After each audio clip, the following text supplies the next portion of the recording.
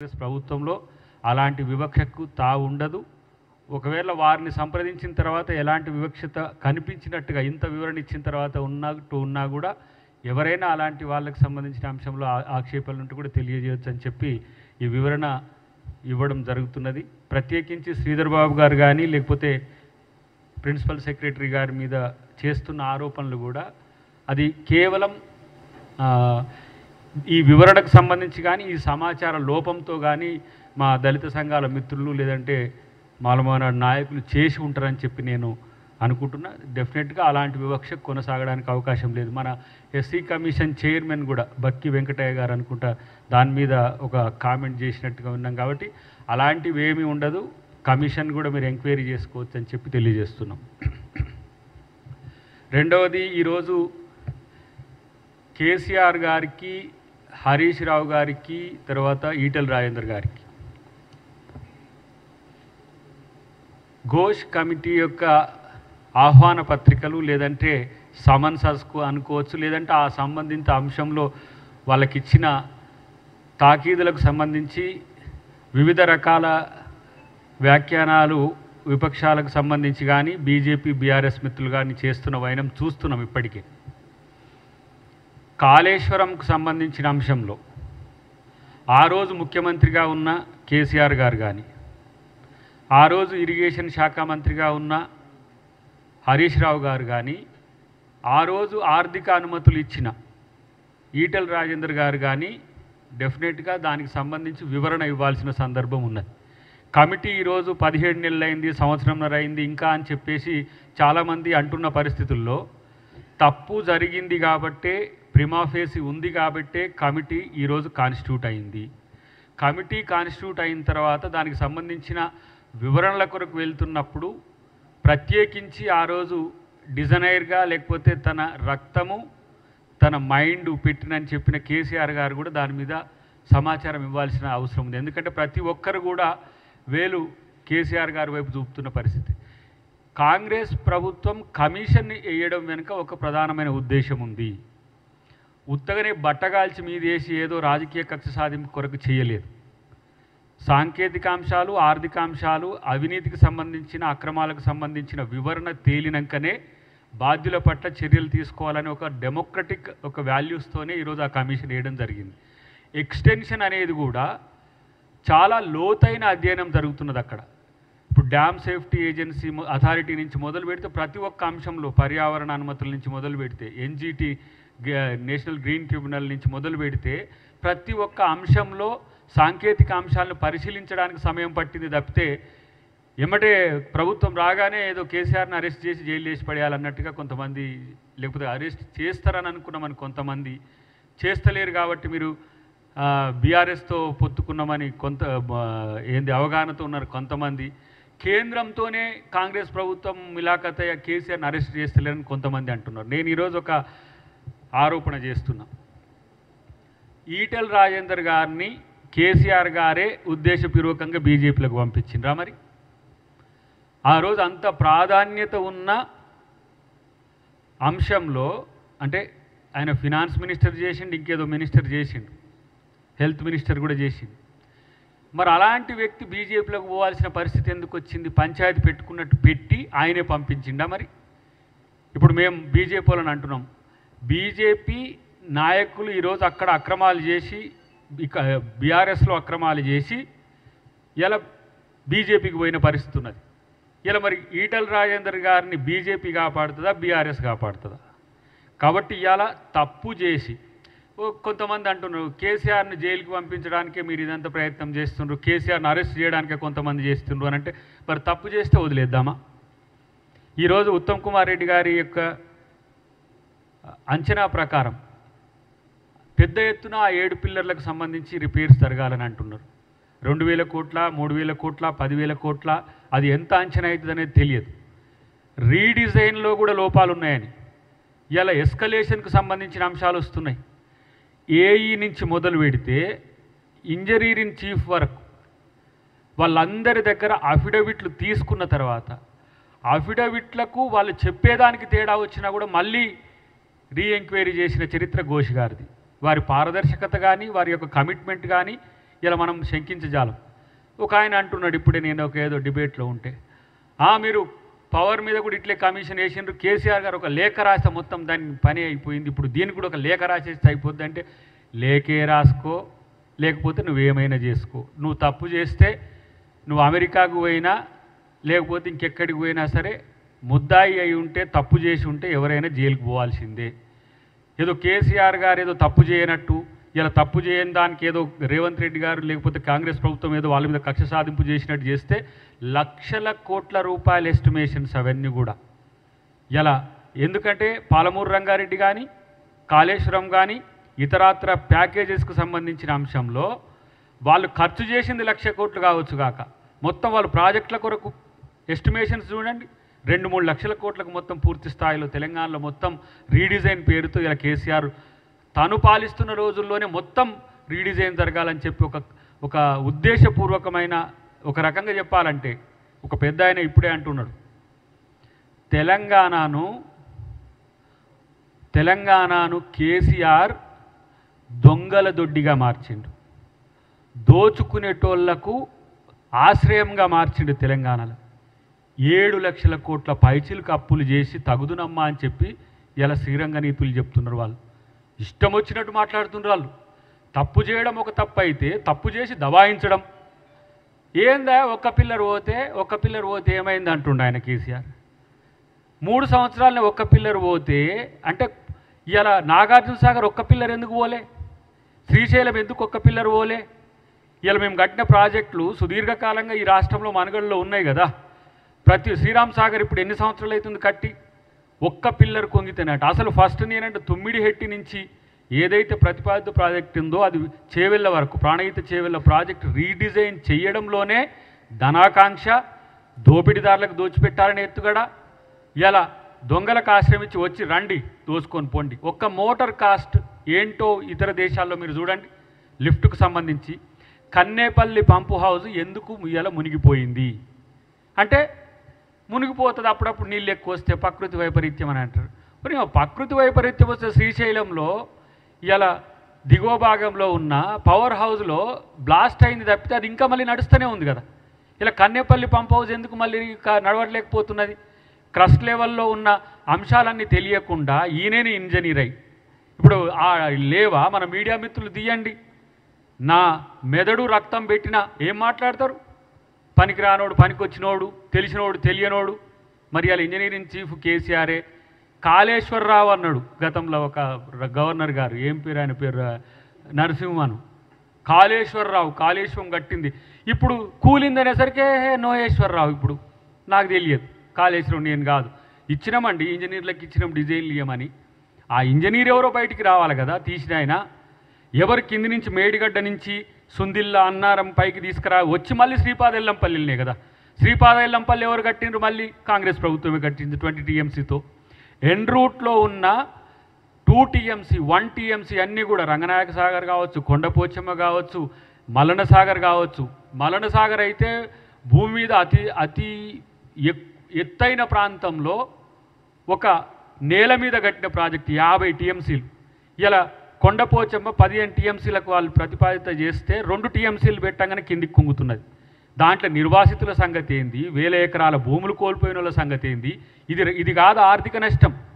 Land acquisition act 2013 తెస్తే దానికి భిన్నంగా మళ్ళీ ఆయన 2017 తెచ్చిండు, ఇంకేదో 123 తెచ్చిండు. ఇష్టం వచ్చినట్టుగా భూములను గుంజుకున్నారు. గుంజుకోవడం అంటే ఒక రకంగా రౌడీలు దందా చేసినట్టుగా, ల్యాండ్ గ్రాబర్స్ కాక గుంజుకున్నట్టుగా. ఏటిగడ్డ కృష్ణాపూర్ ఆ ప్రాంతంలో మీరు పోయి అడిగితే ఇప్పుడు 10 లక్షలు, ఎవరు మీ మధ్యన మిత్రుడు గాలిరెడ్డి అని మిత్రుడు వచ్చిండు, 10 లక్షలకు 5 లక్షల రూపాయలకు కూడా ఎకరం తీసుకున్నారు. ఇట్లా 10 లక్షలకే 5 లక్షల కాడ ఎకరం ఇవ్వండి. ఇలా అదే గజ్వేల్ ప్రాంతంలో నిర్వాసితులు ఎవరైతే ఉన్నారో పోరాడిన వాళ్ళని తీసుకుపోయి జైల్లో పెట్టిండ్రు.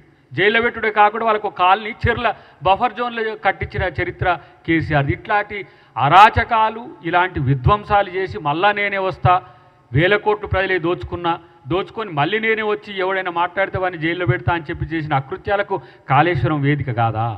కాళేశ్వరంలో మీరు సంపాదించిన దొంగ డబ్బు కాదా?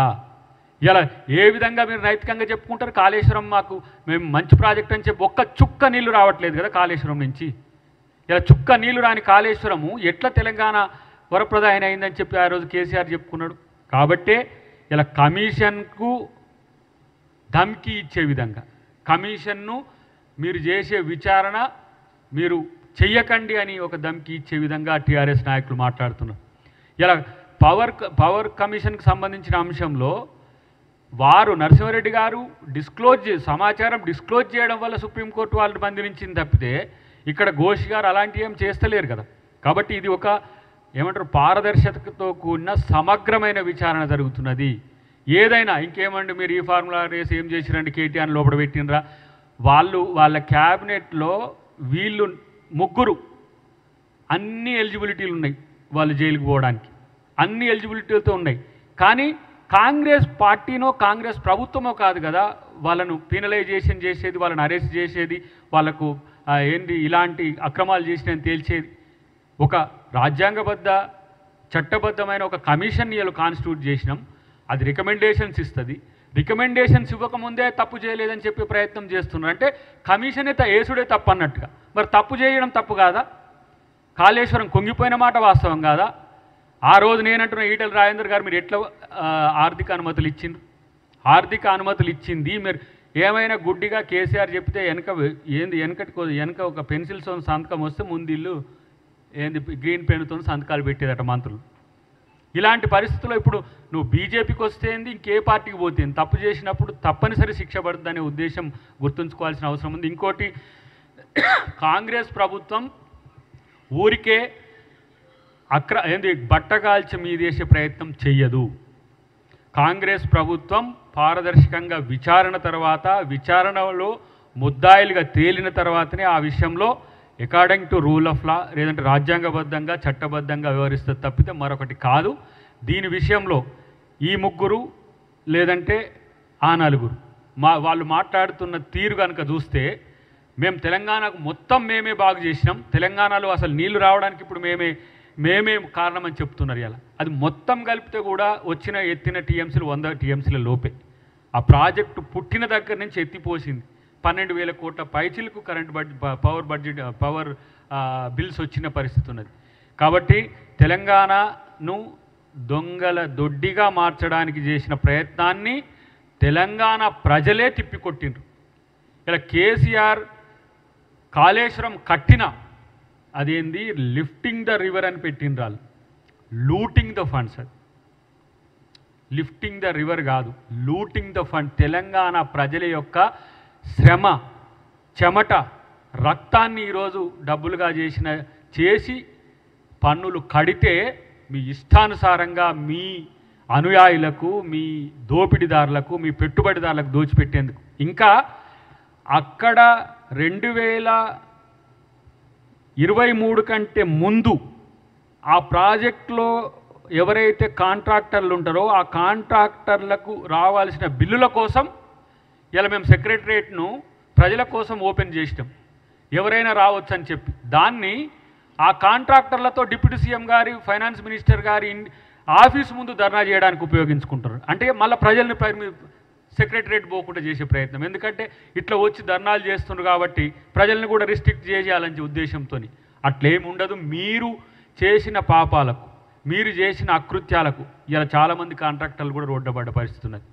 ఇలా కాంగ్రెస్ ప్రభుత్వం చేసిన పనులకు సంబంధించిన అంశంలో ఎక్కడ కూడా వాళ్ళకేం తక్కువ చేయట్లే. ఎవరైతే పని చేస్తారో వాళ్ళకు సంబంధించిన బిల్స్ క్లియర్ చేసే ప్రయత్నంలో ఉన్నాం. కానీ వయబిలిటీలలోని ప్రాజెక్టులే 100 కోట్ల రూపాయల ఇలా బిల్స్ కోసం అని చెప్పేసి కాంట్రాక్టర్లు తెచ్చగొడుతూ ఆ కాంట్రాక్టర్లే కూల్చమని చెప్పి వాళ్ళ బీఆర్ఎస్ నాయకులతో అనిపిస్తున్నాడు కేసీఆర్. కొత్త ప్రభాకర్ రెడ్డిది అదే రియల్ ఎస్టేట్ దందాలు, లేకపోతే ఎవరైతే కాంట్రాక్టర్లు బిల్స్ రాని వాళ్ళు ఉన్నారో మీరు వస్తే మాకు బిల్స్ వస్తాయని వాళ్ళ కాలంలోనే కదా 1000 కోట్ల రూపాయల బిల్స్ రాంది. కాబట్టి కాళేశ్వరరావుకి కాలాదిన్ ఉన్నాయి, డెఫినెట్గా ఉంటాయి కూడా. మీకు తప్పు చేస్తే జైలుకు పోవడానికి ఇబ్బంది అయితే ఇలా ప్రజలకు చేసిన నయవంచనకు, వంచనకు, మోసానికి మీరు శిక్షకు పడాల్సిందే అని నేను అంటున్నాను. ఎందుకంటే మేము 100 ప్రెస్ మీట్లలో 100 బహిరంగ సభల్లో కాళేశ్వరం గురించి మాట్లాడిన వాళ్ళం. మేము ఇరిగేషన్ ఎక్స్పర్ట్స్ కాకపోయినా మా బ్యాక్గ్రౌండ్ అంతా కామర్స్, కంప్యూటర్ సైన్స్ బ్యాక్గ్రౌండ్ ఉన్నా ఈయన కొరకు నేర్చుకోవాల్సి వచ్చింది. ఇప్పుడు యాక్సిడెంటల్గా బీఆర్ఎస్లో ఉండాల్సి వచ్చిన శ్రవణ్ గారితో కలిసి ఉత్తమ్ కుమార్ రెడ్డి గారు ఆ రోజు పీసీసీ ప్రెసిడెంట్గా ఉన్నప్పుడు ఒక పవర్ పాయింట్ ప్రజెంటేషన్ చేసినాం. ఎట్లా కాళేశ్వరం అనేది ఎట్లా వయబుల్ ప్రాజెక్ట్ కాదో ఆ రోజు దిగ్విజయ్ సింగ్ గారు ఇన్ఛార్జి, జనరల్ సెక్రటరీ ఇన్ఛార్జిగా ఉండే, ఉత్తమ్ కుమార్ రెడ్డి గారు పీసీసీ ప్రెసిడెంట్గా ఉండే.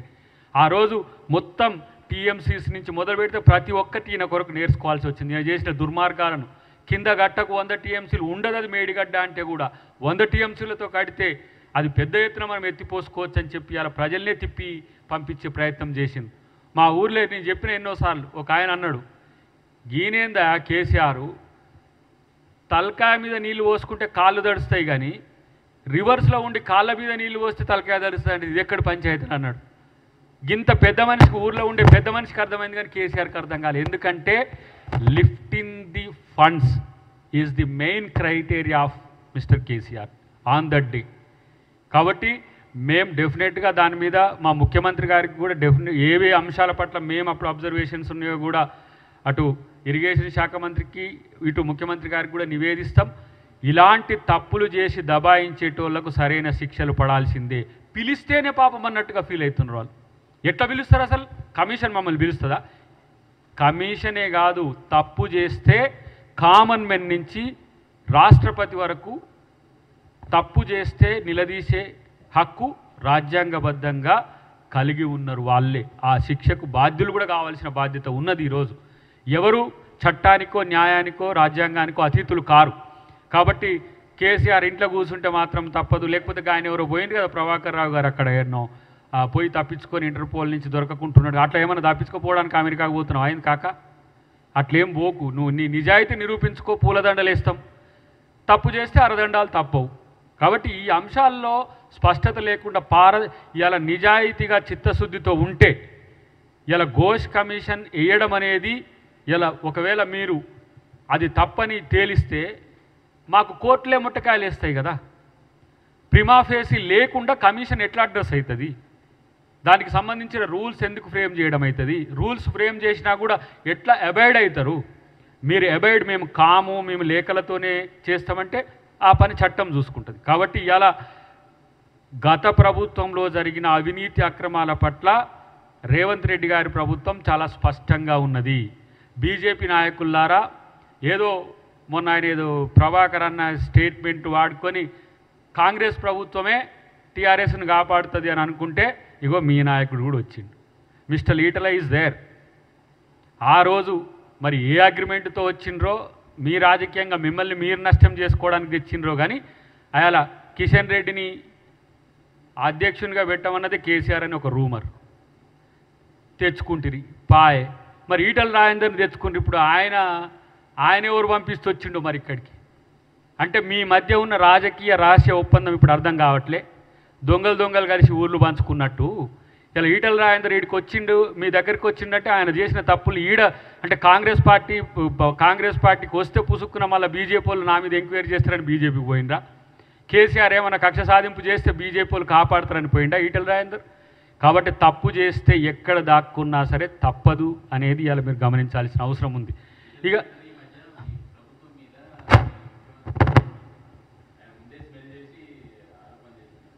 ఆయనకి ఇప్పుడు ఏదో సీల్డ్ కవర్లో ఏదో దాచిపెట్టిరట, దానికి బండి సంజయ్ ఇంకో గుంపు అడ్డం పడుతుందట. మరి ఇంకో గుంపు రహస్య గుంపు మరి కిషన్ రెడ్డి ఎవరైనా తయారు చేసిండో తెలియదు కానీ కొడక అంటే బూతులు తిడితే లేకపోతే రేవంత్ రెడ్డి గారిని అంటే ఈయన చాలా గట్టిగా ఉండని చెప్పి ఆయన అనుకుంటారని చెప్పి మరి ఈటల రాజేందర్ గారు ఈ మధ్య మాటల్లో తూలుతున్న వైనం మనం చూస్తున్నాం. కాబట్టి నేను గతంలో కూడా చెప్పిన, మీరు ఎన్ని చేసి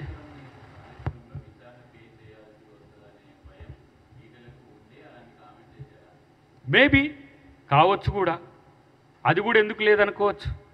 ఇప్పుడు కాళేశ్వరంలో తను ముద్దాయిగా మారుతాను. ఇంకోటి ఏంటంటే వీళ్లకు ముందస్తుగా పసిగట్టే వ్యవస్థ ఉంటుంది కానీ ముందస్తుగా తప్పు చేయొద్దు అనేది ఎందుకు ఉండట్లేదు మరి వీళ్ళకు ప్రభుత్వంలో ఉన్నప్పుడు? ఇప్పుడు ఈటల రాజేందర్ గారు ముందస్తుగా ఇవన్నీ తెలిసే చేస్తున్నట్టుగా కనపడుతుంది. రెండవది, నేను నిజాయితీ పరుణ్ణని చెప్పే ప్రయత్నం చేసినప్పుడు